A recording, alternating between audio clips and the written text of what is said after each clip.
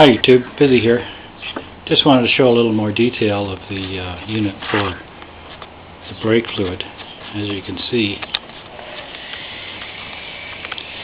there's a stopper attachment into the brake reservoir.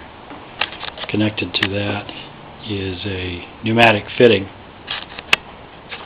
which then connects to the pressure unit. On the pressure unit,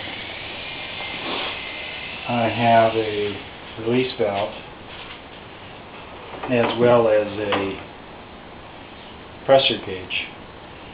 You run it up to about 15 pounds pressure, and that gives enough pressure to force the new brake fluid through to all the brakes, and then you can bleed them, and then as a result